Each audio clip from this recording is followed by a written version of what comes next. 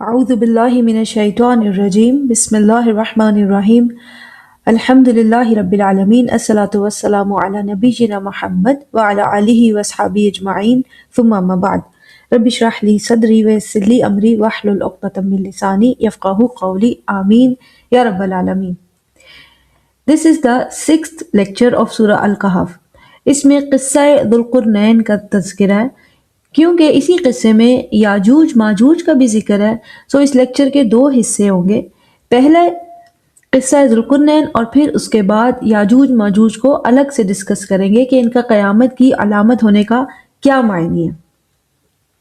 پہلے first part وَيَسْأَلُونَكَ عَنْ ذِي الْقَرْنَيْنِ، اور آپ صلی اللہ علیہ وآلہ وسلم سے ذوالقرنین کے بارے میں پوچھ رہے ہیں. بعض کہتے ہیں کہ یہ سوال یہود نے کیا تھا، بعض کہتے ہیں کہ یہود کے کہنے پر قریش نے رسول اللہ صلی اللہ علیہ وسلم سے پوچھا تھا. اسی کی طرف یہاں اشارہ ہے. وَيَسْأَلُونَكَ عَنْ ذِي الْقَرْنَيْنِ، اور آپ سے ذوالقرنین کے بارے میں پوچھ رہے ہیں. قُلْ، آپ جواب دیں. سَأَتْلُو عَلَيْكُمْ مِنْهُ ذِكْرًا، میں تمہیں اس کے ذکر میں سے بتانے والا ہوں.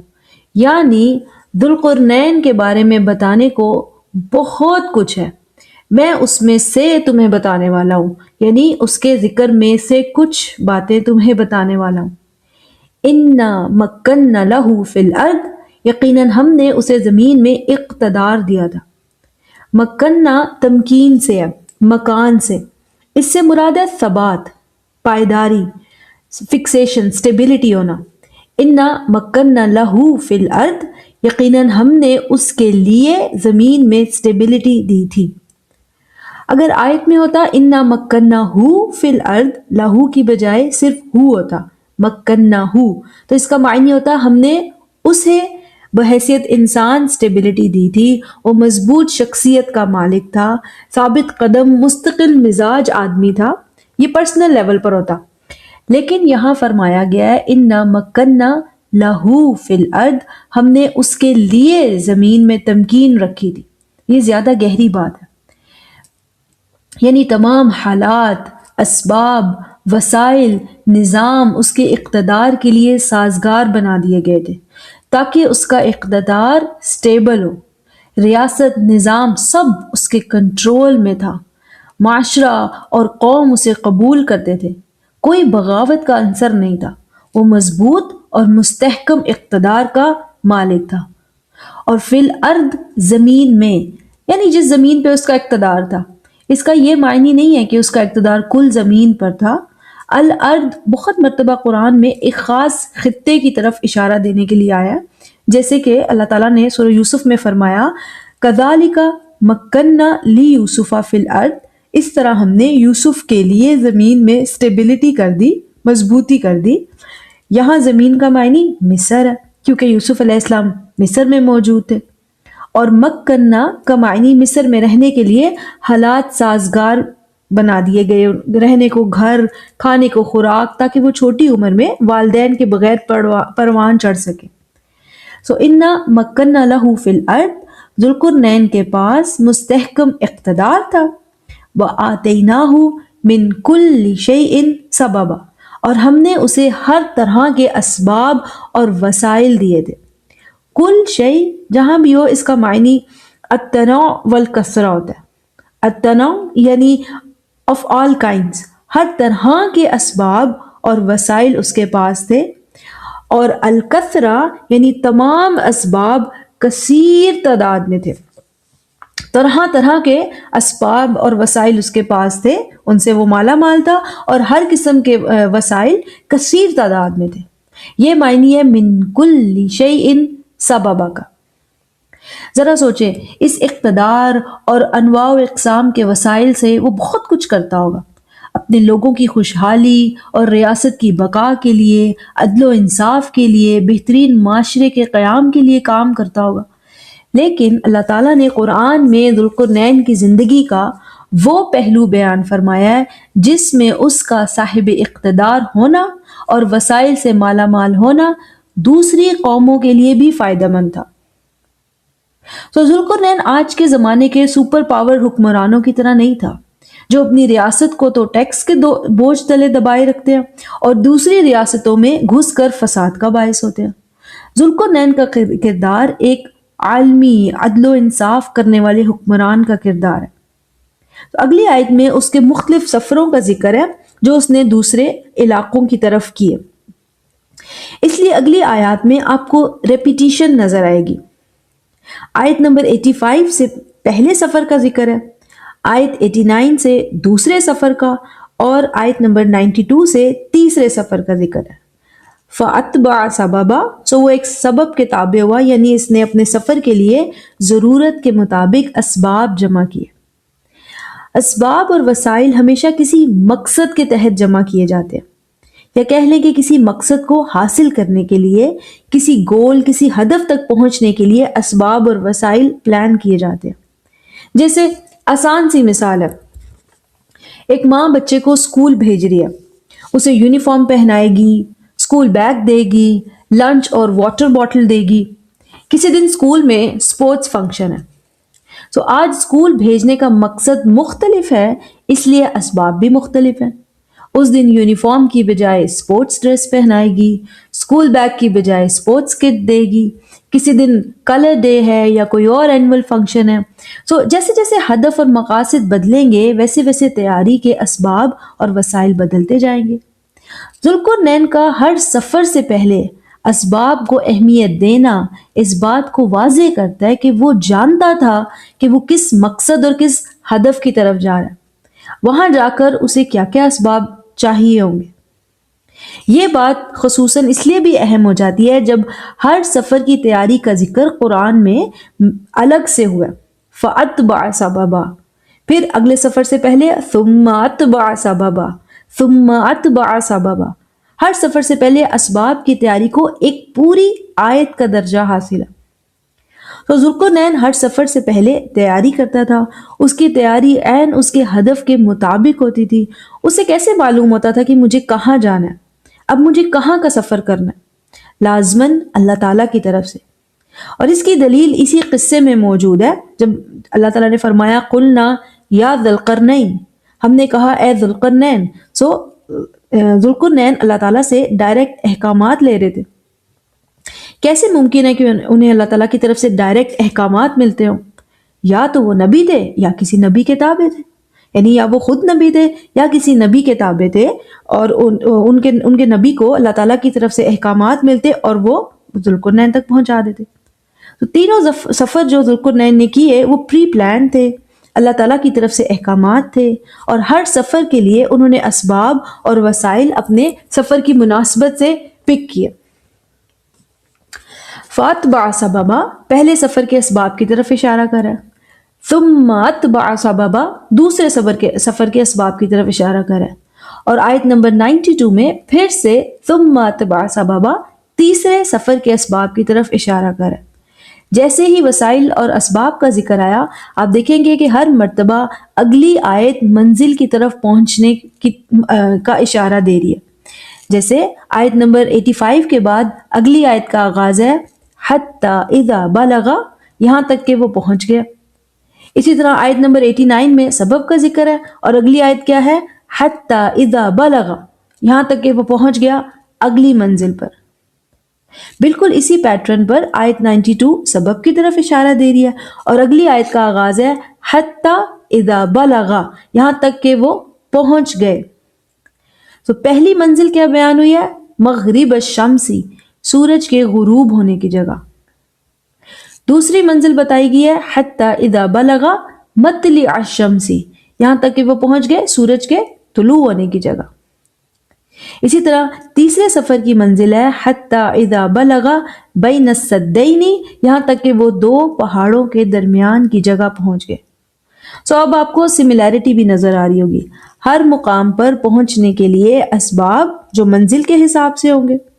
ذوالقرنین کے اہداف، ان کے سفر کی منزل معین ہوتی تھی، کبھی غروب الشمس کے مقام کی طرف، کبھی طلوع الشمس کی طرف، کبھی دو پہاڑوں کے درمیان، اور ہر جگہ ہر منزل پر کہاں جا کر رکے؟ کسی نہ کسی قوم کے پاس۔ جیسے پہلے سفر کی آیات میں ہے وَوَجَدَ عِندَهَا قومن، انہیں سورج کے غروب ہونے کی جگہ ایک قوم ملی۔ اسی طرح اگلے سفر کی آیات میں بھی کیا ہے، وجدہ تتلو علی قوم، اور پایا سورج کو ایک قوم پر طلوع ہو رہا ہے، یہاں بھی کسی قوم تک جا کر وہ رک گئے۔ تیسرا سفر دو پہاڑوں کے درمیان، کس کو پایا؟ من دونہما قومن، دو پہاڑوں کی طرف کیا ملی؟ ایک قوم ملی۔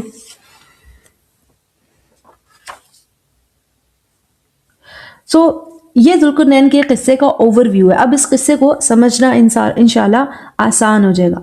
تو پہلا سفر کیا ایکسپلین کر رہا ہے، فَأَتْبَعَ سَبَبًا حَتَّى إِذَا بَلَغَ مَغْرِبَ الشَّمْسِ، اس نے سبب ساتھ لیا یہاں تک کہ وہ پہنچ گیا سورج کے غروب ہونے کی جگہ۔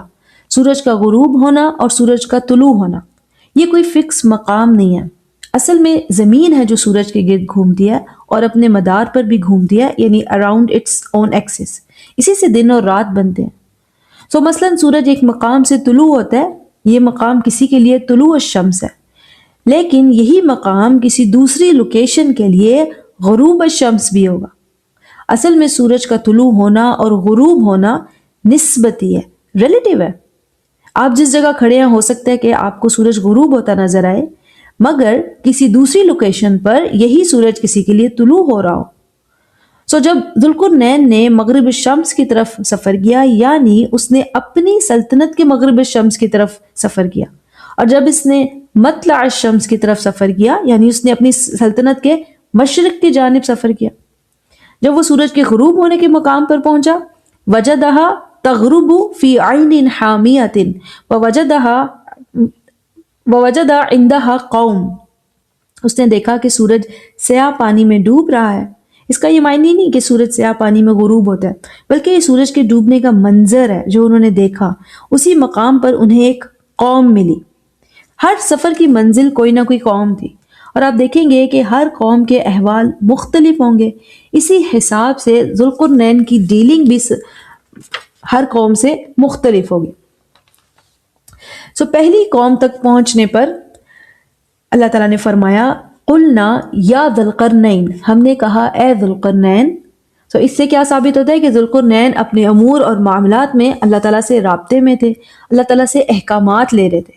اللہ تعالیٰ نے ذوالقرنین کو ڈائریکٹ مخاطب کیا ہے، تو یعنی یا تو وہ نبی تھے، اللہ تعالیٰ کا پیغام ڈائریکٹ ان تک پہنچتا تھا، یا پھر وہ کسی نبی کے تابع تھے، نبی تک اللہ تعالیٰ کا پیغام آتا اور وہ حاکم وقت ذوالقرنین تک پہنچا دیتے۔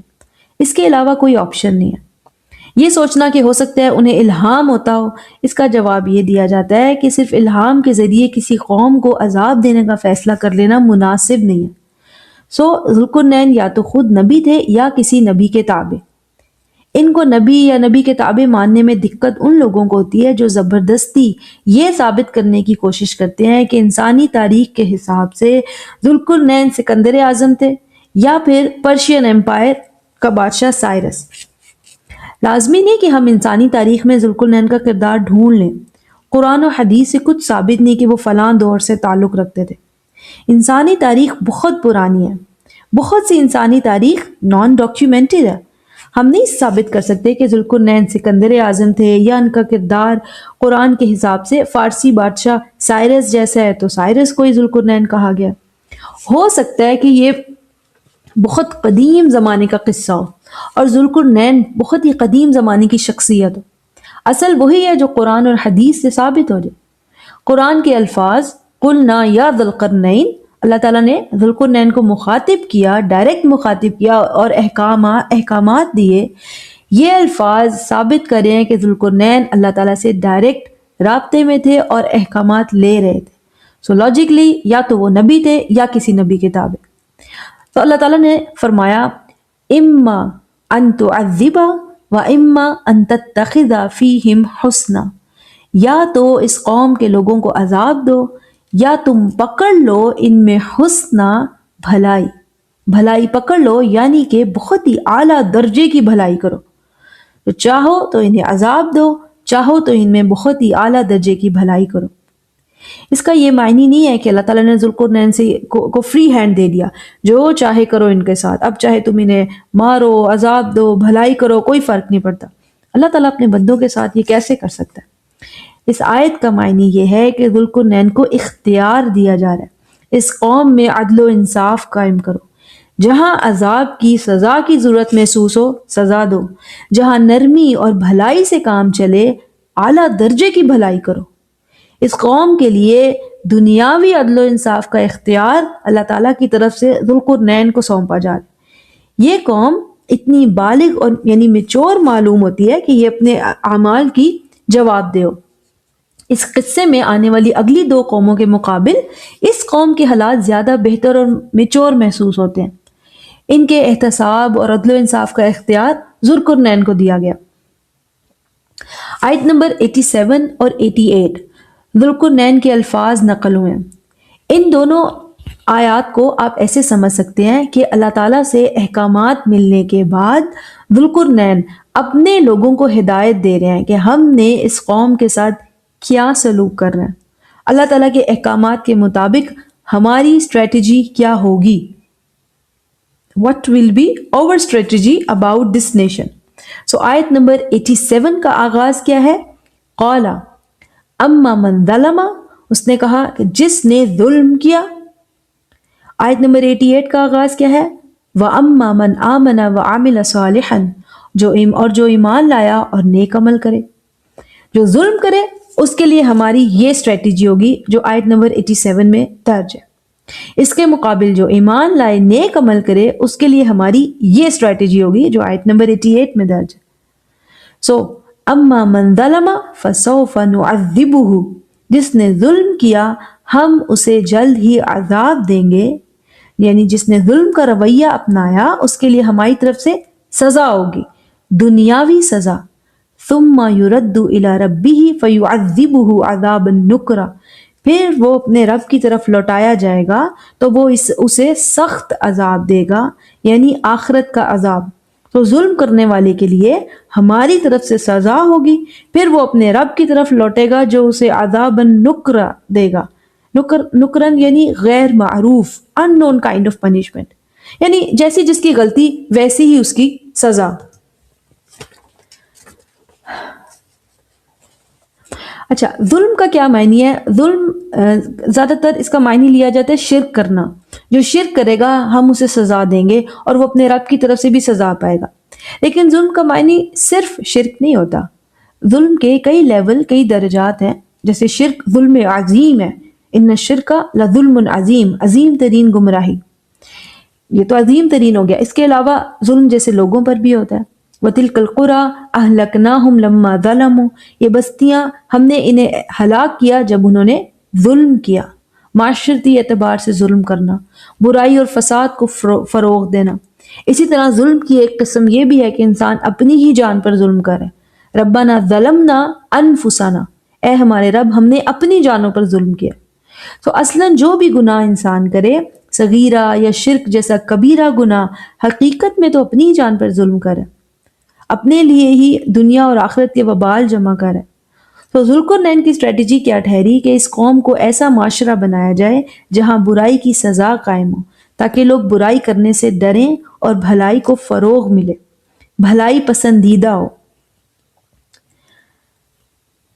وَأَمَّا مَنْ آمَنَ وَعَمِلَ صَالِحًا، اور وہ جس نے ایمان لایا، وہ جو ایمان لایا اور نیک عمل کرے، فَلَهُ جَزَاءً الْحُسْنَى، اس کی جزا الحسنہ ہے۔ الحسنہ جنت کو کہتے ہیں۔ قرآن میں ارشاد ہے لِلَّذِينَ أَحْسَنُوا الْحُسْنَى وَزِيَادَةٌ، سورہ یونس میں، جن لوگوں نے بھلائی کا رویہ رکھا ان کے لیے الحسنہ یعنی جنت ہے، اور مزید بھی، جنت سے مزید بھی۔ تو علماء کہتے ہیں کہ مزید کا معنی ہے دیدار الہی، بھلائی کرنے والوں کو جنت ملے گی اور اس پر مزید اللہ تعالیٰ کا دیدار۔ تو ذوالقرنین کے مطابق ایمان لانے والے اور نیک عمل کرنے والے کے لیے الحسنہ جنت ہے، اور ساتھ ہی انہوں نے کیا فرمایا، وَسَنَقُولُ لَهُ مِنْ أَمْرِنَا يُسْرًا، اور ہم اپنے معاملے میں اس کے لیے آسانی کہیں گے، یعنی ہماری اسٹریٹجی ہوگی بھلائی کرنے والوں کو ہماری طرف سے آسانی ملے، تاکہ معاشرے میں بھلائی نیکی کو فروغ ہو اور برائی ظلم کرنے پر سزا کا ڈر ہو جائے۔ ایک اور لطیف سا نقطہ یہ ہے کہ ذوالقرنین کے مطابق بھلائی کرنے والے کو صرف اللہ تعالیٰ ہی اجر دے سکتا ہے، اس کے لیے جزا جنت ہے۔ ہم بھلائی کی جزا نہیں دے سکتے، ہم بھلائی پر موٹیویٹ کر سکتے ہیں، نیکی اور بھلائی کو معاشرے میں آسان بنا سکتے ہیں۔ یہ بالکل ایسے ہی ہے کہ کسی دفتر میں رشوت لینے والے کو سزا دی جائے، لیکن اس کے مقابل جو شخص اس کے حلال کماتا ہے، وقت پر اور ایمانداری سے نوکری کرتا ہے، ایسے کو اجر نہیں ملے گا۔ کمپنی کیا اجر دے سکتی ہے؟ نیکی کا اجر صرف اللہ تعالیٰ ہی دے سکتا ہے۔ کمپنی رزق حلال کمانے والے امپلائی کو موٹیویٹ کر سکتی ہے، تعریف کر دے گی، زیادہ سے زیادہ پروموٹ کر دے گی تاکہ وہ مزید آگے بڑھ سکے۔ تو یہی بات ذوالقرنین کہہ رہے ہیں کہ ظلم کرنے والے کو ہماری طرف سے سزا ملے گی اور آخرت میں اپنے رب سے سخت ترین سزا پائے گا وہ، اور جو ایمان والا اور نیک عمل کرنے والا ہے اس کی جزا الحسنہ یعنی جنت ہے، اور ہماری طرف سے دنیا میں اسے کیا ملے گی؟ آسانی، موٹیویشن، تاکہ وہ مزید بھلائی کی طرف جا سکے۔ یہ ہے پہلی قوم کا حال جس کی طرف ذوالقرنین نے اسباب و وسائل لے کر سفر کیا۔ اللہ تعالیٰ نے اس قوم کے ساتھ ذوالقرنین کو انصاف کرنے کا اختیار دیا، اس کا ذکر آیت نمبر 86 میں ہے۔ ذوالقرنین نے انصاف کے لیے جو طریقہ کار اپنے لوگوں کو سمجھایا وہ آیت نمبر 87 اور 88 میں ہے۔ کیسے معلوم ہوا کہ آیت 87 88 میں ذوالقرنین اللہ تعالیٰ سے ہم کلام نہیں ہے بلکہ اپنے لوگوں کو ہدایت دے رہے ہیں؟ کیونکہ انہوں نے اللہ تعالیٰ کا ذکر صیغہ غیب میں کیا ہے، انڈائریکٹ، یعنی انہوں نے فرمایا ثم یرد الی ربہ، کہ وہ اپنے رب کی طرف لوٹے گا اور پھر اس کا رب اسے سزا دے گا۔ یہ نہیں کہا ثم یرد الیک، کہ یعنی یا رب وہ آپ کی طرف لوٹے گا اور پھر آپ اسے سزا دیں گے۔ تو اس کے بعد اگلے سفر کا ذکر ہے، ثم اتبع سببا، پھر وہ سبب کے تابع ہوا، یعنی اللہ تعالیٰ کے حکم سے اپنے اگلے سفر کے لیے اسباب لیے اور چل پڑا۔ حتی اذا بلغ مطلع الشمس، یہاں تک کہ وہ سورج کے طلوع ہونے کی جگہ پہنچا، یعنی اپنی سلطنت کے مشرق کی طرف پہنچا۔ وجدها تطلع على قوم لم نجعل لهم من دونها سترا، اور دیکھا کہ سورج ایسی قوم پر طلوع ہو رہا ہے جس کے لیے ہم نے سورج سے کوئی آڑ نہیں بنائی۔ اس قوم کے پاس سورج کی حدت سے بچاؤ کے پراپر طریقے نہیں تھے، یعنی اس قوم کے کنسٹرکشن سٹائلز پور تھے۔ کذالک، یہ حال تھا اس قوم کا، وقد احطنا بما لدیہ خبرا، اور ہم نے احاطہ کر رکھا تھا جو کچھ اس کے پاس تھا، یعنی جو کچھ اسباب اور وسائل ذوالقرنین کے ساتھ تھے اللہ تعالیٰ جانتا تھا۔ یہاں پاس کے لیے لدئی کا لفظ ہے، عند کا معنی بھی پاس ہی ہوتا ہے، لیکن دونوں کے استعمال میں فرق ہے۔ عند کا معنی ہوتا ہے صرف پاس ہونا، لیکن لدن، لدا، لدئی ان الفاظ میں قریب ہونا، ان کانٹیکٹ ہونے کے معنی موجود ہے، یعنی اس سفر میں ذوالقرنین کے قریب اس کے ساتھ جو وسائل تھے ان کی بات ہو رہی ہے جن سے وہ اس قوم کی مدد کر سکتا تھا۔ اللہ تعالیٰ فرما رہے ہیں کہ ان وسائل کا ہم احاطہ کیے ہوئے تھے، ہم جانتے تھے اس کے پاس کیا کیا وسائل۔ تو آپ غور کریں کہ آیت نمبر 90 بیان کریے کہ یہ تھا اس قوم کا مسئلہ، اور آیت نمبر 91 میں اللہ تعالیٰ فرما رہے ہیں کہ ہم جانتے تھے اس کے پاس اس وقت کون کون سے وسائل تھے، یعنی جس سے وہ قوم کی مدد کر پاتا۔ اگر اس آیت میں ہوتا وقد احطنا بما عندہ خبرا، لدئی کی بجائے عند ہوتا، تو اس کا معنی ذوالقرنین ریاست میں جو وسائل اور اسباب چھوڑ کے آیا ہوگا وہ بھی شامل ہوتے، لیکن لدئی صرف ان وسائل کی طرف اشارہ دے رہا ہے جو اس سفر میں ذوالقرنین کے ساتھ تھے، جن سے وہ اس قوم کی مدد کر سکتا تھا۔ اس قوم کی اس سے زیادہ ڈیٹیل نہیں دی گئی۔ ثم اتبع سببا، پھر وہ ایک اور سبب کے تابع ہوا، یعنی جس میں اس نے اگلے سفر کو ضرورت کے مطابق اسباب و وسائل سے شروع کیا۔ حتی اذا بلغ بین السدین، یہاں تک کہ وہ پہنچ گیا دو پہاڑوں کے درمیان۔ کون سے دو پہاڑ؟ دنیا میں کئی پہاڑ موجود ہیں، اگر ان پہاڑوں کا محل وقوع اہم ہوتا تو قرآن خود ہی بتا دیتا۔ اہم یہ ہے کہ جب ذوالقرنین اس سفر کی منزل دو پہاڑوں کے درمیان پہنچے، what did he found there؟ وجد من دونہما قوما، اسے ان پہاڑوں سے آگے ایک قوم ملی۔ یہ تیسری قوم ہے جس کی طرف ذوالقرنین نے سفر کیا تھا۔ لا یکادون یفقہون قولا، لگتا نہیں تھا کہ وہ کوئی بات سمجھ پائے۔ ذوالقرنین اور اس قوم کے درمیان لینگویج بیریئر بہت زیادہ تھا، ایک دوسرے کی زبان بالکل ناواقف تھی۔ ایسا کب ہوتا ہے؟ زیادہ تر ایسا تب ہوتا ہے جب دو قومیں دور دراز علاقوں سے تعلق رکھتی ہوں۔ یعنی ہو سکتا ہے کہ ذوالقرنین کی ریاست اور اس قوم کے درمیان بہت لمبا فاصلہ ہو، جیسے ہندی اور اردو ملتی جلتی ہیں، قریب کے علاقے ایک زمانے میں اکٹھے بھی رہ چکے ہیں یہ لوگ، لیکن چائنیز زبان کسی سے نہیں ملتی۔ سو ذوالقرنین اور دو پہاڑوں کے درمیان ملنے والی قوم میں لینگویج گیپ بہت زیادہ تھا۔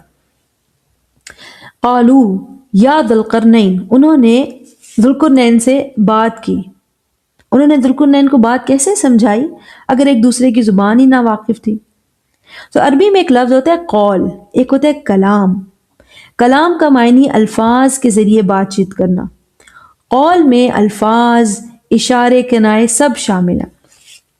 جیسے آج کل لوگ ایموجیز بھیجتے ہیں یا ہوں کہہ دینا، اپنی بات سمجھانے کے لیے کوئی اشارہ کرنا، کئی طریقے ہوتے ہیں، وہ سب قول میں آ جاتا ہے۔ قول کی ایک قسم ہے، ایک سب سیٹ ہے کلام، الفاظ سے بات کرنا۔ اس کی مثال ہے سورہ مریم میں، جب مریم سلام علیہا اپنے بیٹے عیسیٰ علیہ السلام کو قوم کی طرف لے کر جا رہی تھی، اللہ تعالیٰ نے ہدایت فرمائی کہ لوگوں کے پوچھنے پر اشارتاً بتانا، فقولی انی نذرت للرحمن صوما، آج میں نے اللہ تعالیٰ کے لیے نظر مانی ہے، فلن اکلم اليوم انسیا، تو آج میں کسی انسان سے کلام نہیں کروں گی۔ لوگوں کو اشارتاً بتانا کہ آج میں نے نظر مانی ہے، کسی سے کلام نہیں کروں گی، یعنی بات نہیں کروں گی۔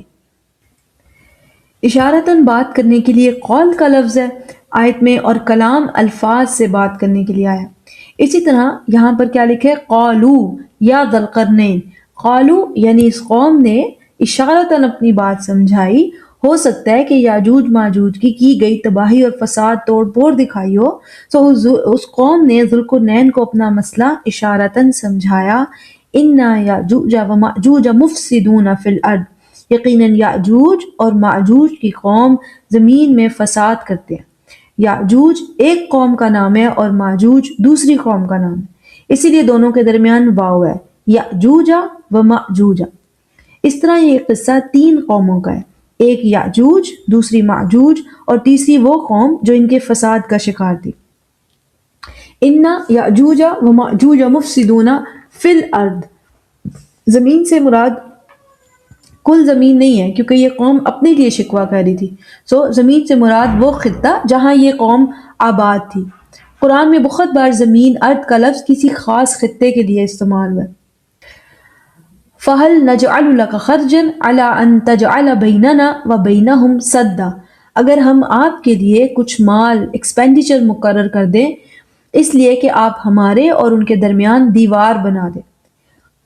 قَالَ مَا مَكَّنِّي رَبِّي خَيْرٌ فَأَعِينُونِي بِقُوَّةٍ أَجْعَلْ بَيْنَكُمْ وَبَيْنَهُمْ رَدْمًا، ذوالقرنین نے سمجھایا کہ جو کچھ میرے رب نے مجھے دیا ہے وہ زیادہ بہتر ہے، البتہ تم قوت سے یعنی مین پاور سے میری مدد کرو، میں تمہارے اور ان کے درمیان رکاوٹ بنا دوں گا۔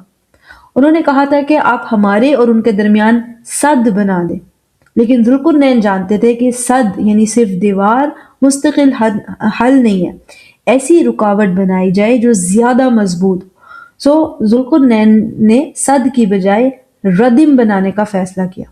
سد سمپل دیوار ہوتی ہے، لیکن ردم ایسی دیوار ہوتی ہے جو لوہا اور تانبا سے پگھلا کر مضبوط کی جائے۔ اگلی آیات میں اس کی ڈیٹیل موجود ہے۔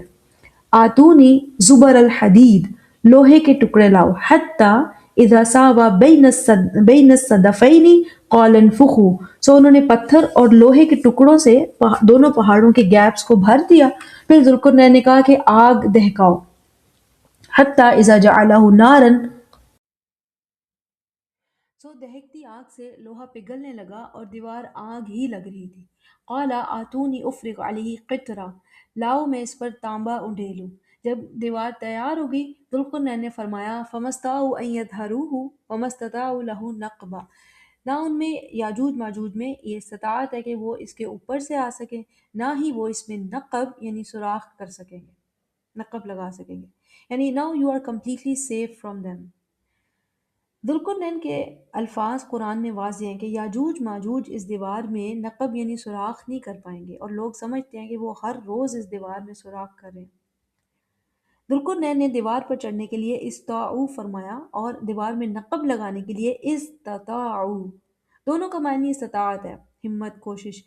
معنی میں کوئی فرق نہیں ہے، بس بولنے میں اور لکھنے میں فرق ہے۔ یہ بالکل ایسی ہے جیسے ہم انگلش میں کنٹریکشنز یوز کرتے ہیں۔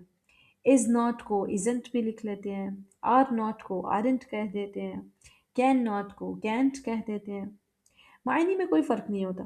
اسی طرح استطاعوا اور استطاعوا دونوں کا معنی بالکل سیم ہے۔ ہاں، قرآن میں ہر حرف کی اپنی حکمت ہے۔ جہاں ایک حرف استعمال ہوا اس میں بھی حکمت ہے، اور جہاں کوئی حرف حذف کر دیا گیا اس میں بھی حکمت ہے۔ عربی کا اصول ہے کہ زیادہ الفاظ زیادہ معنی، کم الفاظ کم معنی۔ استطاعوا میں تا نہیں ہے، اس کے حروف کم ہیں۔ استطاعوا میں تا موجود ہے، یعنی اس کے حروف زیادہ ہے، سو اس کا معنی بھی زیادہ ہوگا۔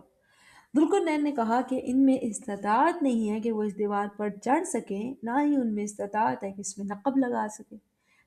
جب دیوار پر چڑھنے کی بات آئی تو ذوالقرنین کے الفاظ میں استطاعوا کا ذکر ہے، اور جب دیوار میں نقب کی بات آئی تو لمبا لفظ ہے، کیونکہ اس ردم سخت دیوار پر چڑھنے میں کم استطاعت درکار ہے تو کم حروف والا لفظ ہے استطاعوا، جبکہ اس دیوار میں نقب لگانے کے لیے زیادہ ہمت، زیادہ استطاعت درکار ہے تو زیادہ حروف والا لفظ ہے استطاعوا۔ اس کے بعد انہوں نے فرمایا ھذا رحمت، قال ھذا رحمت من ربی، یہ میرے رب کی رحمت ہے۔ ذوالقرنین نے خود سے کوئی کریڈٹ نہیں لیا، بلکہ فرمایا کہ یہ میرے رب کی رحمت ہے تاکہ اس قوم کو یاجوج ماجوج کے فساد سے بچایا جا سکے۔ فَإِذَا جَاءَ وَعْدُ رَبِّ جَعَلَهُ دَكَّا، جب میرے رب کا وعدہ آئے گا تو وہ اسے ریزہ ریزہ کر دے گا۔ دکا یعنی چورا چورا کر دے گا، he will crush it۔ Zulqarnain نے کہا تھا کہ وَمَسْتَطَاعُوا لَهُ نَقْبًا، یاجوج ماجوج میں یہ استطاعت نہیں ہے کہ اس دیوار میں سوراخ ہی کر سکے۔ اگلی آیت میں فرمایا کہ جب میرا رب چاہے گا تو وہ تو اسے چکنا چور کر دے گا۔ تو اس دیوار کو اللہ تعالیٰ توڑے گا، اور جب وہ توڑے گا تو صرف نقب نہیں لگائے گا بلکہ دکا اس کو پاش پاش کر دے گا۔ وعدو کا لفظ اس آیت میں آخرت کے لیے بھی ہو سکتا ہے، کیونکہ قرآن میں آخرت کے لیے یہ لفظ آیا۔ تو اس طرح معنی کیا بنتا ہے کہ یہ میرے رب کی رحمت ہے، اور جب قیامت آئے گی میرا رب اس دیوار کو ریزہ ریزہ فرما دے گا۔ وعدو کا دوسرا معنی فیصلہ یا پکا ارادہ بھی ہو سکتا ہے۔ جب آپ کسی کام کا وعدہ کرتے ہیں تو آپ مصمم ارادہ کر رہے ہوتے ہیں۔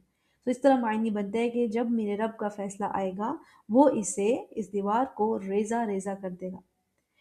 یعنی یا تو یہ دیوار آخرت تک دنیا میں موجود رہے گی، اور جب آخرت میں یہ دنیا ختم ہوگی یہ بھی ختم ہو جائے گی، یا پھر یہ دیوار جس مقصد کے تحت بنائی گئی تھی کہ قوم کو یاجوج ماجوج کے فساد سے محفوظ کیا جائے، جب رب کا فیصلہ ہوگا کہ اب اس دیوار کی ضرورت نہیں رہی، یہ دیوار جس مقصد کے تحت بنی تھی وہ پورا ہو چکا، تو میرا رب اس دیوار کو ریزہ ریزہ کر دے گا، جیسے کسی زلزلے وغیرہ کے ذریعے۔ سو دونوں آپشنز موجود ہیں، یا یہ دیوار آج بھی دنیا میں موجود ہے چاہے جہاں بھی ہو، جب قیامت آئے گی یہ دنیا کے ساتھ ریزہ ریزہ ہو کر ختم ہو جائے گی۔ دوسری آپشن کیا ہے کہ یہ دیوار جس مقصد کے تحت بنائی گئی تھی وہ مقصد پورا ہو جائے گا، اللہ تعالیٰ کا فیصلہ ہوگا، وہ اسے خود ہی ختم کر دے گا چاہے جب بھی وہ چاہے۔ تو اس واقعے میں کہیں بھی یہ ذکر نہیں ہے کہ یاجوج ماجوج روز اس دیوار میں سوراخ کرتے ہیں، بلکہ ذوالقرنین نے کیا کہا وَمَسْتَطَاعُوا لَهُ نَقْبًا، ان میں تو استطاعت نہیں ہے کہ یہ اس دیوار میں سوراخ کر سکے۔ اور اس واقعے میں کہیں بھی یہ درج نہیں ہے کہ اس دیوار کے پیچھے یا زمین کے نیچے آج بھی ایک قوم موجود ہے اور باہر نکلنے اور دیوار کو توڑنے کی کوشش کر رہی ہے۔ یہ تمام کہانیاں آپ نے بچپن میں سنی ہوں گی، اب آپ بڑے ہو گئے ہیں ان کو بھول جائیں۔ وَقَانَ وَعْدُ رَبِّی حَقًّا، اور میرے رب کا وعدہ ضرور پورا ہو کر رہتا ہے، اس میں کوئی شک نہیں۔ تو یہاں ذوالقرنین کا قصہ ختم ہوا۔ اس کے بعد اللہ تعالیٰ نے کیا فرمایا وَتَرَکْنَا بَعْدَهُمْ يَوْمَئِذٍ يَمُوجُوا فِي بَعْضٍ، اور ہم چھوڑ دیں گے بعض کو، یعنی بعض انسانوں کو اس دن کہ وہ موج کی طرح دوسرے انسانوں سے ملے۔ سب سے پہلی بات کہ موج کا معنی سیلاب نہیں ہوتا، موج لہریں ہوتی ہیں۔ اللہ تعالیٰ کا بعض انسانوں کو بعض دوسرے انسانوں کی طرف موج بن کر ملنے دینے کا ذکر ہے۔ اور یوم دن کا لفظ اس مقام پہ آخرت کے دن کے لیے نہیں ہے، یعنی کیا فرمایا جا رہا ہے، اور ہم اس دن بعض کو بعض کی طرف موج کی طرح ملنے دیں گے، وَنُفِخَ فِي الصُّورِ، اور سور پھونکا جائے گا۔ سور پھونکے جانے کا ذکر بعد میں ہے، پہلے لوگوں کے آپس میں موج کی طرح ملنے کا ذکر ہے، پھر سور پھونکے جانے کا۔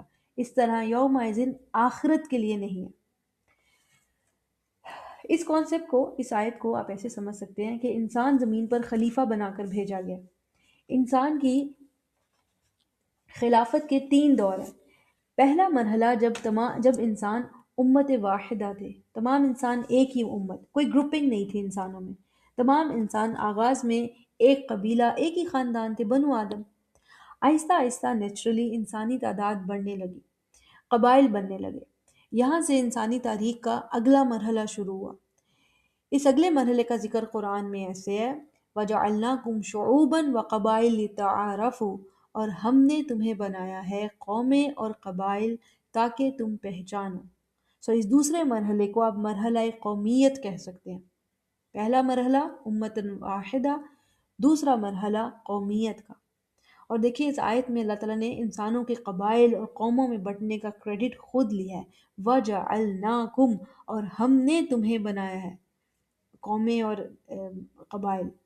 نسل انسانی کی بقا کے لیے اللہ تعالیٰ نے انسانوں کو قوموں اور قبائل میں بٹنے دیا، ہر قوم کی طرف ہدایت کے لیے رسول بھیجا، جیسے سورہ یونس میں ہے لِكُلِّ أُمَّةٍ رسول، ہر امت کے لیے رسول ہے تاکہ سب کی طرف اللہ تعالیٰ کا پیغام پہنچے۔ بعض قوموں نے انسانوں میں سے ہٹ دھرمی دکھائی اور اپنی برائی اور فساد سے باز آنے سے انکار کیا۔ نسل انسانی کی ایسی قوموں کو جڑ سے ہی ختم کر دیا گیا تاکہ یہ باقی انسانوں کے لیے تکلیف کا باعث نہ ہو اور انسان کی خلافت فی الارض چلتی رہے۔ یہ ایسی ہے جیسے کوئی مالی درخت کی غیر ضروری شاخیں کاٹ دیتا ہے تاکہ درخت بہتر گرو کر سکے۔ اس قبائلی اور قومیت کے نظام میں بعض قومیں اتنی الگ تھلگ رہیں، اتنا آئسولیٹڈ رہیں کہ ان کے چہرے کے فیچرز ایک خاص انداز کے ہو گئے آپس میں، جیسے چائنیز، کورینز، جیپنیز، ان کو دیکھ کر ہی معلوم ہوتا ہے کہ ان کے جد یعنی آباء و اجداد ایک ہی نسل سے تھے۔ جیسے افریقن، سب کی شکل رنگ ایک جیسے نظر آئیں گے، ایشینز، براؤن پیپل۔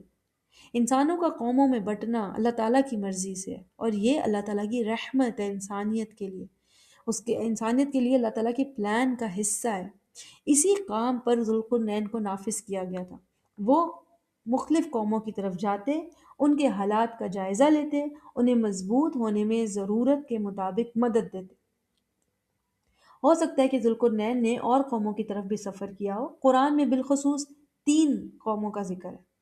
تو یہ نسل انسانی کا دوسرا دور تھا۔ جس دن یہ دوسرا دور پورا ہو جائے گا تو قوموں کو آپس میں گھلنے ملنے کی اجازت ہوگی۔ آج مختلف نسل، رنگ، قوم، علاقوں سے تعلق رکھنے والے لوگ آپس میں ایک ہی بلڈنگ میں جاب کر رہے ہوتے ہیں۔ قوموں میں باہم ملاپ بہت زیادہ ہے، لیکن قومیت کا اثر پھر بھی نظر آتا ہے۔ جیسے ایک چائنیز امریکہ میں بھی چائنیز ہی رہے گا، جتنا بھی وہ امریکن سٹیزن بن جائے اپنے علاقائی طور اتوار کو نہیں چھوڑے گا۔ پاکستانی آسٹریلین ہو کے بھی پاکستانی ہی رہے گا، عربی عربی ہی رہے گا، رشین رشین ہی رہے گا۔ قوموں کا باہم میل جول انسانی تاریخ کا تیسرا مرحلہ ہے، جہاں سے نسل انسانی شروع ہو کر پھیلی تھی اسی کی طرف واپس جا رہی ہے۔ قومیت سے آگے بڑھ کر آپس میں میل ملاپ پھر سے ہو گیا، لیکن قومیت کا اثر اتنا شدید ہے اور دیر پائے کہ ملاپ کے باوجود وہ قائم رہتا ہے۔ ہر انسان اپنی آئیڈینٹی کو اپنے ساتھ لے کر چلتا ہے، لیکن انسانیت کا پھر سے میل جول ہونا یہ بہت بڑی نشانی ہے کہ اس انسان کی خلافت اس زمین پر ختم ہونے والی ہے۔ آغاز کیا تھا؟ امت واحدہ، سب ایک امت۔ دوسرا مرحلہ انسان قبائل اور قوموں میں بانٹے گئے۔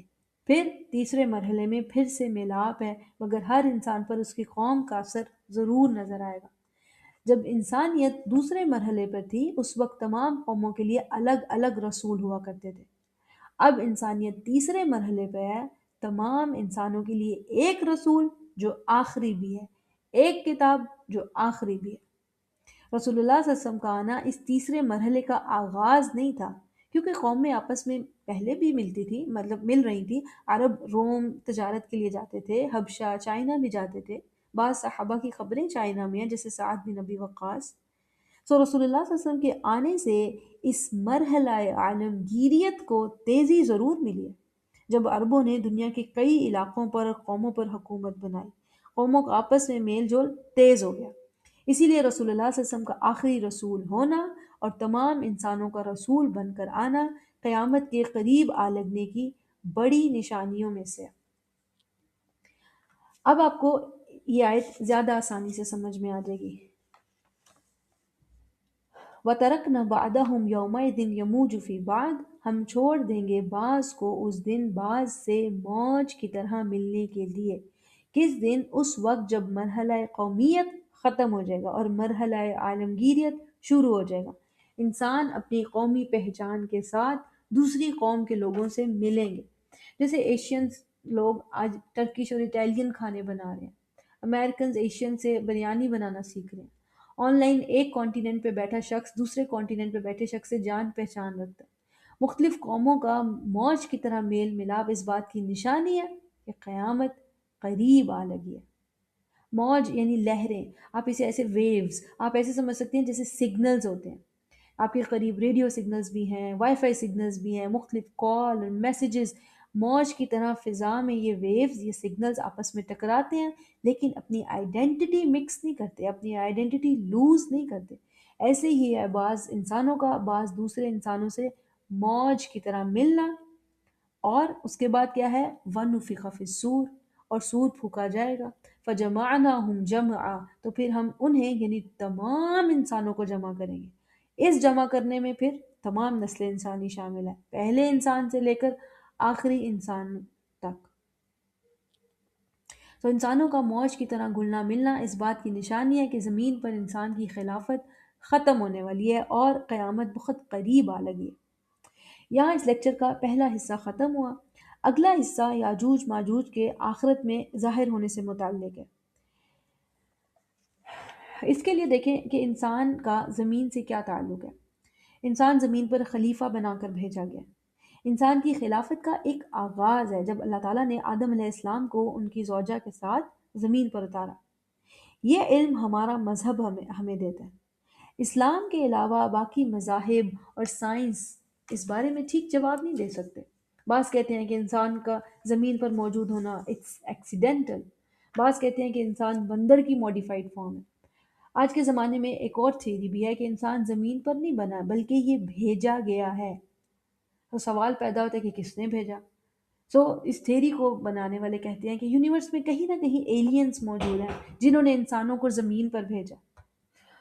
اور زمین کے ختم ہونے کے بارے میں سائنس یہ تو مانتی ہے کہ زمین ختم ہو جائے گی، مگر ان کے نزدیک کوئی بھی لمحہ، آج یا 100 سال بعد، 1000 سال بعد، کوئی بھی لمحہ ایسا ہوگا کہ زمین اچانک ختم ہو جائے گی، انسانیت بھی ساتھ ہی ختم، ہمیشہ کے لیے گون۔ لیکن ہم مسلمان ہیں، ہمارا مذہب ہمیں ایجوکیٹ کرتا ہے، ہمیں علم دیتا ہے کہ انسان زمین پر خلیفہ بنا کر بھیجا گیا۔ اس خلافت کا ایک آغاز ہے آدم اور حوا علیہ السلام کے زمین پر آنے سے، اور یہ خلافت ایک دن ختم ہو جائے گی۔ اس خلافت کے اختتام کی بھی نشانیاں ہیں جنہیں ہم علامات قیامت کہتے ہیں۔ بعض علامات چھوٹی ہیں اور بعض بڑی۔ علامات کبریٰ بڑی نشانیاں، علامات صغریٰ جو قیامت سے ریلیٹڈ چھوٹی نشانیاں ہمیں بتائی گئی ہیں۔ بڑی نشانیوں میں ایک سیکوینس ہے جس کا علم مسلمانوں کو دیا گیا۔ رسول اللہ صلی اللہ علیہ وسلم کی بعثت بڑی نشانیوں میں سے ہے۔ تمام انسانوں کو ایک رسول پر جمع کر دیا گیا، اور یہ رسول آخری بھی ہے۔ پھر اگلی نشانی دجال کا ظہور قیامت کی بڑی نشانیوں میں سے ہے۔ خروج دجال کے بعد سیکوینس میں اگلی نشانی عیسیٰ علیہ السلام کا نزول اور خاتمہ دجال ہے ان کے ہاتھوں۔ اس کے بعد قیامت کی جو علامات کبریٰ میں سے اگلی نشانی ہے یاجوج ماجوج کا خروج یعنی ظاہر ہونا اور لوگوں پر ٹوٹ پڑنا۔ پھر زمین میں دھنسنے کے 3 بڑے واقعات، پھر الدخان، اس کے بعد مغرب سے سورج کا طلوع ہونا اور توبہ کا دروازہ بند ہو جانا، پھر خروج الدابہ، اور آخری نشانی کیا بتائی جاتی ہے؟ یمن سے آگ کا ظاہر ہونا۔ یہ احادیث صحیحہ سے ہمیں پتہ چلتی ہیں۔ یہ تمام قیامت کی بڑی نشانیاں جو اللہ تعالیٰ نے ہمیں بتائی ہیں۔ اس کے علاوہ چھوٹی نشانیاں بھی احادیث میں بیان ہوئی۔ سو ہمارا دین ہمیں ایجوکیٹ کرتا ہے کہ قیامت لازماً آئے گی، اور علامت کے طور پر، نشانی کے طور پر اس سے پہلے یہ واقعات ترتیب وار ہوں گے۔ یاجوج ماجوج کا کھلنا بھی قیامت کی بڑی نشانیوں میں سے ہے، اور یہ عیسیٰ علیہ السلام کے آنے کے بعد، دجال کو قتل کرنے کے بعد ہوگا۔ عیسیٰ علیہ السلام ابھی دنیا میں موجود ہوں گے جب یاجوج ماجوج انسانوں پر ٹوٹ پڑیں گے۔ ان کا بڑا ہدف عرب ہوں گے۔ عربوں پر ویسے بھی آزمائشیں زیادہ ہیں، کیونکہ یہ وہ قوم ہے جسے آخری رسالت دینے کے لیے چنا گیا، اس لیے زیادہ آزمائشیں بھی ان پر آئیں گی۔ لیکن پھر آخرت میں امت مسلمہ میں سب سے زیادہ شہداء بھی انہی کے ہوں گے۔ یہ بہت ہی لطیف بات ہے۔ اور عربی صرف سعودی نہیں ہے، دنیا کا بہت بڑا حصہ عربیوں پر مشتمل ہے۔ سعودیہ، یو اے ای، شام، مصر، یمن، لیبیا، عراق، فلسطین، جارڈن، سوڈان، موراکو، صومالیہ، تیونس وغیرہ، یہ سب عربی ہیں۔ یاجوج ماجوج کا ذکر قرآن میں صرف 2 مرتبہ ہے۔ تو یہ تو ہمیں سمجھ میں آ گیا پہلی والی ڈسکشن سے کہ یاجوج ماجوج قیامت کی بڑی نشانیوں میں سے ہیں۔ ان کا ذکر قرآن میں صرف 2 مرتبہ ہے، اور باقی ذکر جو ہے صحیح احادیث شریف سے ملتا ہے۔ قرآن میں ان کا ذکر سورۃ الکہف میں ہے، اور دوسری مرتبہ سورۃ الانبیاء میں۔ سورۃ الکہف میں ہم نے پڑھ لیا ذوالقرنین کے قصے میں، جہاں ایک قوم کی حفاظت کے لیے ردم مضبوط دیوار بنائی گئی تاکہ وہ قوم یاجوج ماجوج کے فساد سے محفوظ رہ سکے۔ دوسرا ذکر سورۃ الانبیاء میں ہے۔ تو ایک بات نوٹ کر لیں کہ صحیح احادیث سے ثابت ہے کہ یاجوج ماجوج انسان ہیں، اولاد آدم۔ ان کے بارے میں یہ کہانیاں بالکل من گڑت ہیں کہ وہ کوئی اور مخلوق ہیں، وہ نسل آدم ہیں۔ سورۃ الانبیاء میں ان کے تذکرے کو انڈرسٹینڈ کرتے ہیں۔ سورۃ الانبیاء کی جو پہلی آیت ہے وہ سورت کا موضوع، سورت کا ٹاپک بتاتی ہے۔ وہ کیا ہے؟ اقترب للناس حسابهم وهم فی غفلۃ معرضون۔ انسانوں کے لیے ان کے حساب کا وقت قریب آ لگا ہے، یعنی قیامت اب دور نہیں ہے، جبکہ انسان غفلت میں اعراض کریں۔ تو سورت کا موضوع کیا ہے؟ قیامت کا قریب آ لگنا اور انسانوں کا اس حقیقت سے غافل ہونا، یہ موضوع ہے سورت کا۔ اس کے بعد سورت شروع ہوتی ہے، اور آیت نمبر 96 میں یاجوج ماجوج کا ذکر ملتا ہے۔ تو اس ذکر کو سمجھنے کے لیے پہلے آیت نمبر 95 سن لیں تاکہ ایک سیاق یعنی کانٹیکسٹ فلو سمجھ میں آ جائے۔ اللہ تعالیٰ نے فرمایا آیت نمبر 95 میں، وَحَرَامٌ عَلَىٰ قَرْيَةٍ أَهْلَكْنَاهَا أَنَّهُمْ لَا يَرْجِعُونَ۔ کوئی بھی بستی جو ہم نے ہلاک کر دی اس پر حرام ہے، حرام یعنی منع، ممنوع ہے کہ وہ نہیں لوٹیں گے، یعنی جس بھی بستی کو ہم نے ہلاک کیا وہ لازماً لوٹے گی۔ بستیوں کو کیوں ہلاک کیا گیا؟ ان کے ظلم کی وجہ سے، جیسے سورۃ الکہف میں ہے وَتِلْكَ الْقُرَىٰ أَهْلَكْنَاهُمْ لَمَّا ظَلَمُوا۔ یہ بستیاں ہم نے ان لوگوں کو ہلاک کیا جب انہوں نے ظلم کیا۔ تو جو بھی بستی اپنے ظلم کے باعث ہلاک کر دی گئی، یہ آیت نمبر 95 بتا رہی ہے کہ حرام ہے، منع ہے ان کے لیے کہ وہ نہ لوٹیں، یعنی ہر ہلاک شدہ بستی لازماً لوٹے گی۔ کب لوٹے گی؟ آخرت میں۔ اس صورت کا ٹاپک کیا تھا؟ لوگوں کے حساب کا وقت قریب آ لگا ہے۔ یہ آیت 95 بیان کریے کہ جو بھی بستی ہلاک کی گئی اس کی دنیاوی سزا کافی نہیں تھی، وہ آخرت کی سزا کے لیے لازماً لوٹیں گے۔ تو بعض لوگ اس آیت کو سمجھتے ہیں کہ لا یرجعون میں لا زائد ہے، یعنی بستیوں پر حرام ہے کہ وہ لوٹیں۔ وہ اس معنی میں دیکھتے ہیں کہ بستیوں پر حرام ہے کہ وہ دنیا میں واپس لوٹیں، اور اس کو فکس کرنے کے لیے کہتے ہیں کہ لا یرجعون میں لا زائد ہے۔ یہ بالکل غلط ہے، قرآن میں زائدہ ایکسٹرا کچھ نہیں ہوتا، جو اللہ تعالیٰ نے فرما دیا اس کا معنی ہے، وہ بامقصد ہے، باضرورت ہے۔ سو ہر ہلاک شدہ بستی پر حرام ہے کہ وہ نہ لوٹیں، یعنی کہ وہ لازماً لوٹیں گے۔ صرف دنیاوی سزا کافی نہیں ہے، آخرت کی سزا بھی لازماً ملے گی۔ اس کے بعد ہے آیت نمبر 96، حَتَّى اِذَا فُتِحَتْ یأجوج ومأجوج، یہاں تک کہ جب یاجوج ماجوج کھول دیے جائیں گے۔ جیسے ہی یاجوج ماجوج کے کھلنے کا ذکر آیا، آپ نوٹ کریں کہ اگلی آیت کا آغاز کیا ہے؟ وَاقْتَرَبَ الْوَعْدُ الْحَقُّ، سچا وعدہ یعنی آخرت کا وعدہ قریب آ لگا ہے۔ صورت کا آغاز بھی ایسی تھا نا کہ لوگوں کے لیے ان کے حساب کا وقت قریب آ لگا ہے جبکہ لوگ غفلت میں ہیں۔ آیت نمبر 97 میں بھی بالکل ایسے ہی ہے، وَاقْتَرَبَ الْوَعْدُ الْحَقُّ، آخرت کا وعدہ قریب آ لگا ہے، فَإِذَا هِيَ شَاخِصَةٌ أَبْصَارُ الَّذِينَ كَفَرُوا، تو ایک دم کفر کرنے والوں کی آنکھیں کھلی کی کھلی رہ جائیں گی، کفار دہشت زدہ ہو جائیں گے آخرت کو دیکھتے ہی، یا ویلنا قد کننا فی غفلت من ھذا، اور وہ کہیں گے ہائے ہماری بدبختی، ہم اس سے غفلت میں تھے۔ صورت کے آغاز میں بھی ایسی تھا نا کہ لوگوں کے حساب کا وقت قریب آ لگا، وہ غفلت میں ہیں، انکار کر رہے ہیں۔ تو جب یہ حساب کا وقت قریب آ لگے گا، کفار کی آنکھیں پتھرا جائیں گی اور وہ کہیں گے کہ ہم تو غفلت میں تھے، بل کننا ظالمین، ہم تو ظالمین تھے، انکار کر کے خود ہی پر ظلم کیا ہم نے۔ سو آیت نمبر 95، ہر بستی جو ہلاک کی گئی لازماً لوٹے گی، یعنی دنیاوی سزا کافی نہیں ہے۔ آیت نمبر 96، جب یاجوج ماجوج کھول دیے جائیں گے، اور آیت نمبر 97، یاجوج ماجوج کے کھلنے کے ذکر کے فوراً بعد کیا ہے؟ قیامت قریب آ لگی ہے۔ تو جیسے یاجوج ماجوج کا ذکر ہے، اگلی آیت میں قیامت کے قریب آ لگنے کا ذکر ہے، کیونکہ یاجوج ماجوج قیامت کی بڑی علامات میں سے ہیں۔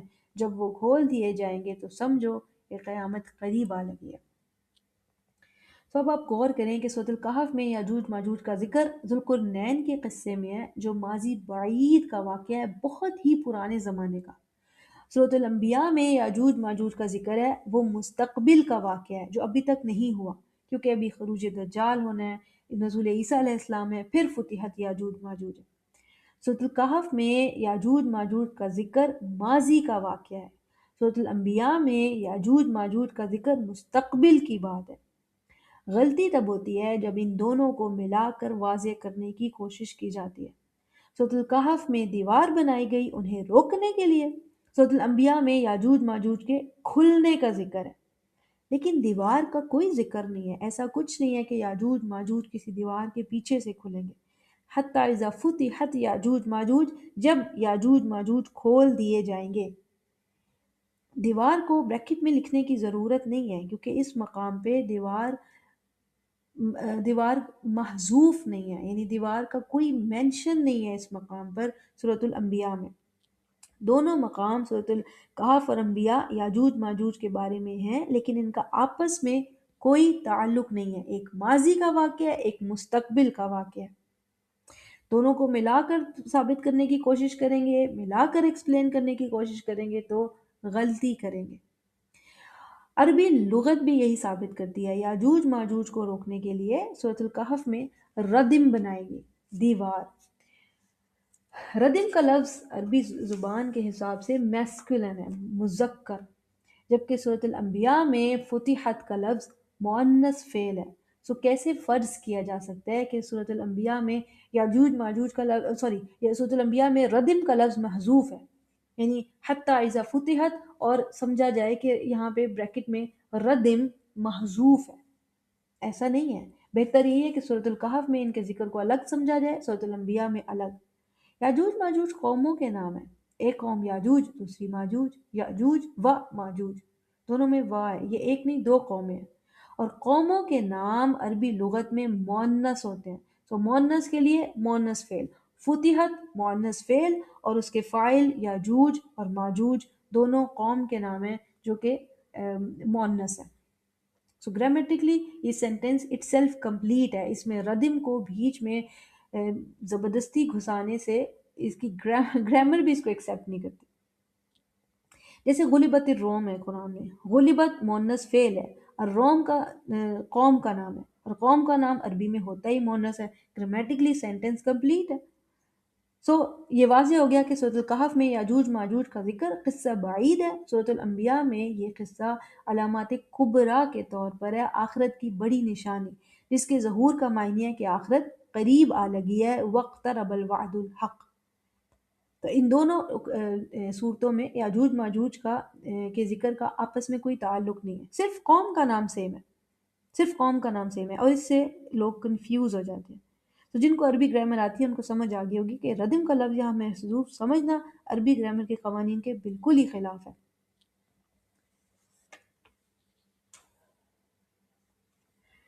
اس کے علاوہ ایک حدیث ہے، لیکن یہ حدیث ضعیف ہے۔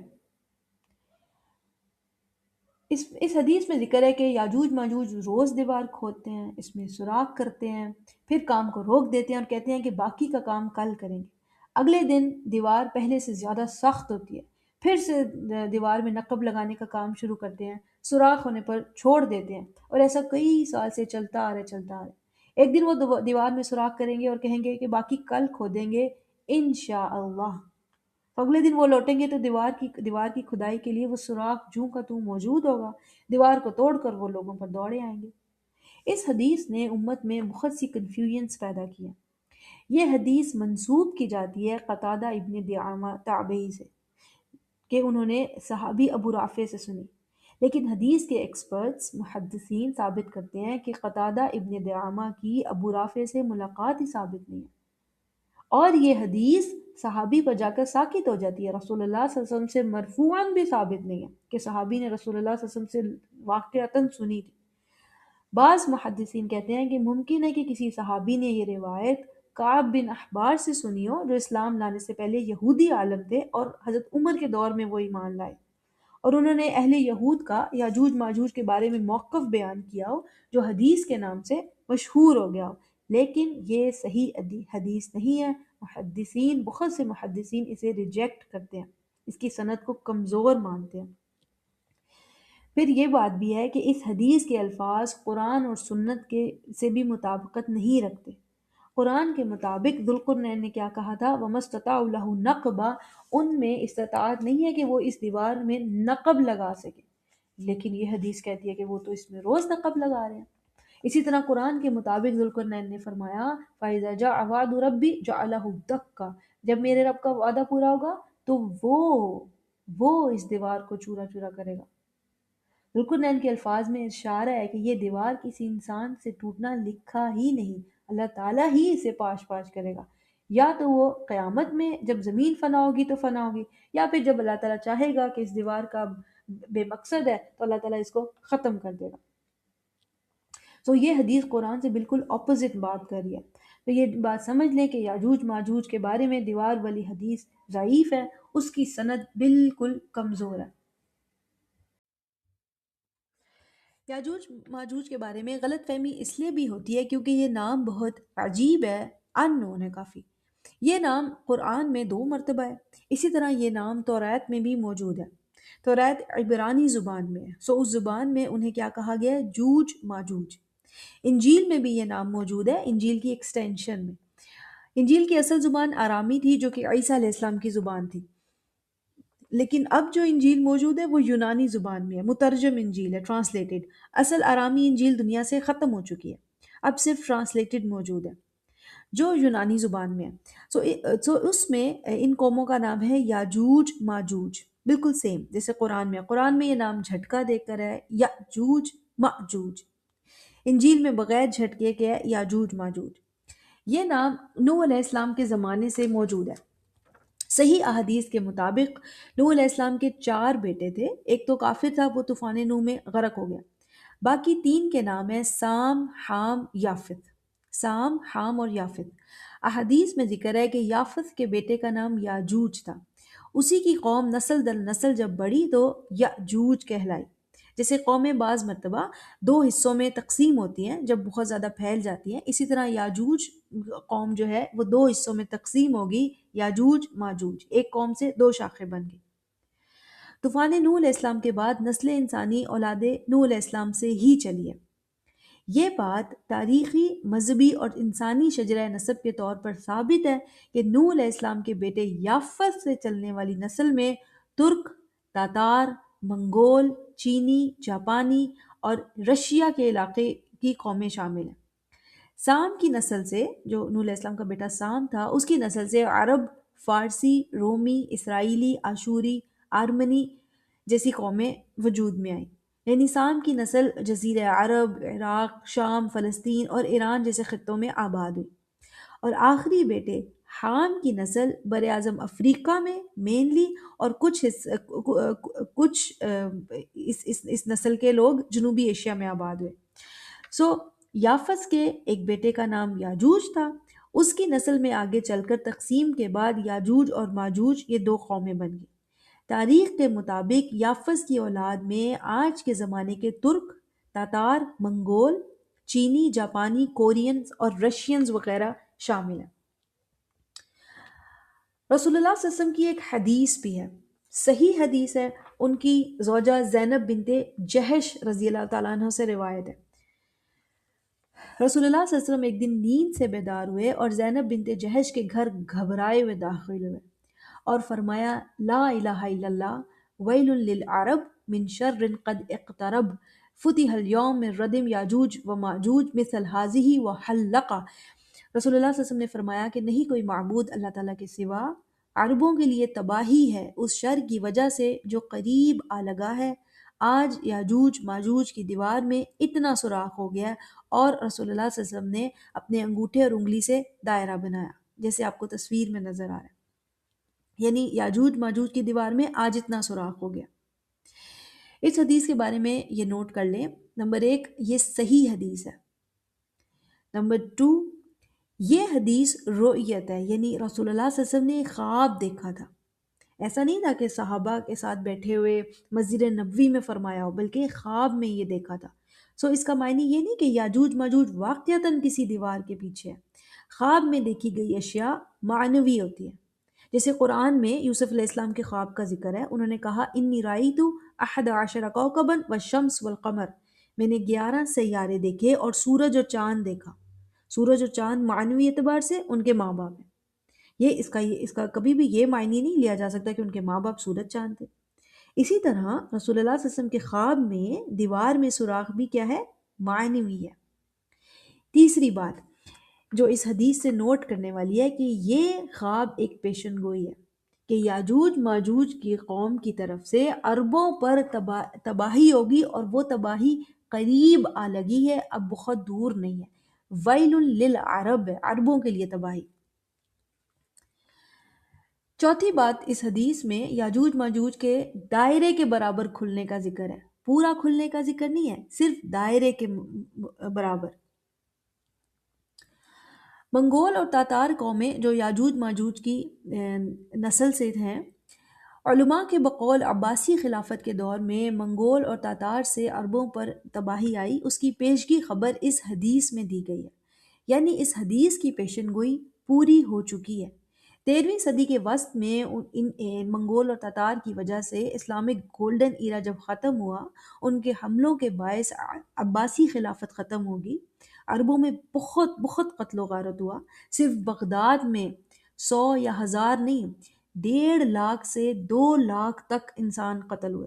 یہ صرف بغداد کا کاؤنٹ ہے، عورتیں، مرد اور بچے، اس کے علاوہ وہاں بہت سی مساجد، مدرسوں کو نقصان پہنچا۔ اس کے بعد آگے شام، دمشق وغیرہ میں بھی بہت قتل عام ہوا، یہاں تک کہ منگول اور تاتار کا زور فلسطین کی سرزمین پر جا کر رکا۔ منگول اور تاتار ایک ہی سمجھے جاتے ہیں، اصل ان کے اوریجن میں تھوڑا سا فرق ہے، یہ تھوڑی ہسٹری ڈیٹیل ڈگ کرنی پڑتی ہے اس کے لیے۔ ان کا زور فلسطین کی سرزمین پر جا کر رکا، ان لوگوں نے اسلام قبول کیا۔ جنہوں نے پہلے مساجد کو تباہ کیا تھا وہی مساجد کے محافظ بن گئے۔ منگول اور تاتار کے ذریعے جو شر عربوں تک پہنچا وہ یاجوج ماجوج کی ہلکی سی جھلک تھی۔ حدیث کے مطابق ان کی دیوار میں ایک چھوٹا سا سوراخ تھا جس سے اتنی قتل و غارت ہوئی، بہت تباہی ہوئی۔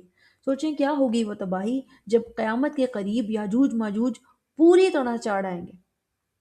تو اس کا یہ معنی نہیں لیا جا سکتا کہ یہ قوم پیدا ہی فساد کے لیے کی گئی ہے، قتل و غارت کے لیے ہی بنی ہے، ایسا نہیں ہے۔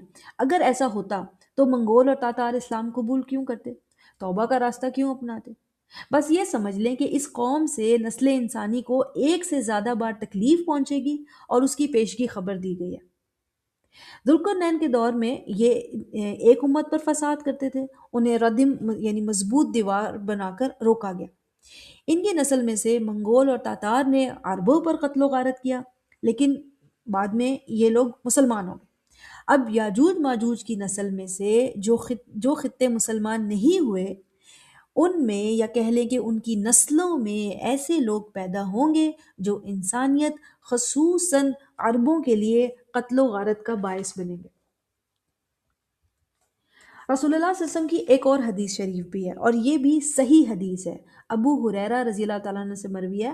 رسول اللہ صلی اللہ علیہ وسلم نے فرمایا: لا تقوم الساعة حتى تقاتل الترک صفار العین حمر الوجوہ ذلف انوف کأن وجوہہم المجعن المطرقہ ولا تقوم الساعة حتى تقاتل قوما نعالهم شعر۔ رسول اللہ صلی اللہ علیہ وسلم نے فرمایا کہ قیامت اس وقت تک قائم نہ ہوگی جب تک تم ترکوں سے جنگ نہ کر لو۔ تو باقی کی حدیث میں ان کی حیت بتائی گئی ہے کہ وہ ترک کیسے ہوں گے۔ ان کی آنکھیں چھوٹی ہوں گی، چہرے زرد رنگ کے ہوں گے، ناک موٹی پھیلی ہوئی ہوگی، زرد یعنی سرخ بھی کہتے ہیں بعض دفعہ ان کو، لیکن زیادہ تر یلو پیپل کہا جاتا ہے۔ ناک سرخ اور موٹی پھیلی ہوئی ہوگی، ان کے چہرے ایسے ہوں گے، چہروں کی جو سٹرکچر ہے، شیپ، جیسے تہبند چمڑا، یعنی چوڑے سے چہرے۔ اور قیامت اس وقت تک قائم نہ ہوگی جب تک تم ایسی قوم سے جنگ نہ کر لو جن کے جوتے بال کے بنے ہوں گے۔ سو حدیث کے مطابق عربوں کی کس قوم سے جنگ ہوگی، ان کی جو فیس سٹرکچر، باڈی سٹرکچر کیا بتایا گیا ہے: صغار العین، اسمال آئیز، چھوٹی چھوٹی آنکھیں، حمر الوجوہ، یلو فیس پیپل، ذلف الانوف یعنی ان کی چوڑی ناک ہوگی، فلیٹ نوز، اور ان کے چہرے کیسے ہوں گے؟ چوڑے چہرے والے۔ ایسی کون سی قوم ہے دنیا میں جن کی چھوٹی آنکھیں مشہور ہیں، جن کی ناک موٹی اور پھیلی ہوئی ہے، کھڑی ہوئی نہیں ہے، ان کے چہرے چوڑے ہیں؟ عموماً انسانوں کے چہرے لمبائی کے رخ ہوتے ہیں، یعنی فور ہیڈ سے چن تک لمبے رخ میں ہوتے ہیں۔ چوڑے چہرے والے فلیٹ فیس پیپل کون ہے دنیا میں؟ اسی حدیث کے الفاظ میں ذکر ہے زرد چہرے والے، یلو فیس پیپل۔ اگر آپ انٹرنیٹ پر سرچ کریں فلیٹ فیس پیپل یا یلو فیس پیپل، جیسا کہ حدیث میں نشانی بتائی گئی ہے، تو آپ کو معلوم ہوگا these are Chinese, Koreans and Japanese. یہ قوم دنیا میں یلو فیس پیپل کے نام سے مشہور ہے، یہ قوم دنیا میں فلیٹ فیس پیپل یا فلیٹ نوز پیپل کے نام سے مشہور ہے۔ سو احادیث کے مطابق یاجوج ماجوج کا مین ہدف فلسطین ہوگا، عرب یعنی ارض المقدس۔ تو آپ اسلام سے لے کر اب تک عربوں کی تاریخ بھی دیکھ لیں، عربوں کی رومن سے پرشینز کے ساتھ جنگیں ہوئیں، یہ قیصر و کسریٰ کے محل تک پہنچے۔ عربوں کی جنگیں جب سے اسلام آیا سینٹرل افریقہ میں ہوئیں، اسپین میں ہوئیں، یورپینز کے ساتھ بھی جنگیں ہوئیں، یورپینز کے ساتھ جو صلیبی جنگیں ہوئیں صلاح الدین ایوبی کے دور میں۔ یہ وسطی ایشیا میں بھی گئے، سینٹرل ایشیا میں ان کا ٹاکرا منگول اور تاتار سے بھی ہوا، سمندر پار آ کر امریکن سے بھی ان کی جنگیں ہوں گی۔ کون سی قوم ہے جو حدیث میں بتائے گئے حلیے پر بھی پوری اترتی ہے اور ان کا ٹاکرا عربوں سے آج تک ہوا ہی نہیں؟ فار ایسٹ ایشین علاقے، especially Chinese, Koreans and Japanese, نہ ادھر سے کوئی پیش رفت ہوئی کبھی، نہ ہی کبھی تاریخی طور پر عربوں نے ان کی طرف پیش رفت کی، جیسے کوئی اندیکھی دیوار ہو ان دونوں قوموں کے درمیان، as if they are locked for each other. یہ سر ربانی ہے، یعنی ڈیوائن سیکرٹ ہے، ڈیوائن لاک ہے۔ تاریخ انسانی میں کبھی ایسے حالات بنے ہی نہیں کہ ان دونوں قوموں کا آپس میں ٹاکرا ہوا، نہ عرب کبھی ان کی طرف گئے اور نہ ہی کبھی وہ جنگ کرنے کے لیے عربوں کی طرف آئے۔ Both are locked for each other. قرآن ہمیں کیا بتا رہا ہے؟ حتیٰ اذا فتحت یاجوج و ماجوج، یہاں تک کہ جب یاجوج ماجوج کی قومیں کھول دی جائیں گی، when they will be unlocked وَهُمْ مِنْ كُلِّ حَدَبٍ يَنْسِلُونَ، اور وہ ہر بلندی سے دوڑتے ہوئے آئیں گے۔ حدب ایسی بلندی کو کہتے ہیں جس میں جھکاؤ بھی ہو، جیسے پہاڑ کی بلندی ہوتی ہے اور نیچے وادی بن رہی ہوتی ہے، تو ان کی طرف یہ بڑے بڑے پہاڑی سلسلے اور ان کے پاس ہے بہت ہائی لیول ٹیکنالوجی۔ سورۃ الانبیاء کی اس آیت کے بعد، یہ آیت نمبر 96 ہے، حتیٰ اذا فتحت یاجوج وماجوج وَهُمْ مِنْ كُلِّ حَدَبٍ يَنْسِلُونَ، اس آیت کے بعد اگلی آیت کیا کہہ رہی ہے؟ وَاقْتَرَبَ الْوَعْدُ الْحَقُّ، اور سمجھو کہ آخرت اب قریب آ لگی ہے، یعنی جب قیامت کی یہ بڑی علامت ظاہر ہو جائے تو سمجھ لینا انسان کی خلافت فی الارض ختم ہونے والی ہے اور آخرت قریب آ چکی ہے۔ اس کے علاوہ ایک اور حدیث بھی ہے، یہ بھی کافی لمبی حدیث ہے، لیکن اس کا کچھ پورشن ہم سمجھ لیتے ہیں۔ صحیح صحیح بخاری مسلم میں یہ موجود ہے۔ اللہ تعالیٰ عیسیٰ علیہ السلام کو وہی فرمائیں گے، فَيُوحِي اللَّهُ إِلَىٰ عِيسَىٰ ابْنِ مَرْيَمَ إِنِّي قَدْ أَخْرَجْتُ عِبَادًا لِّي لَا يَدَانِ لِأَحَدٍ بِقِتَالِهِمْ۔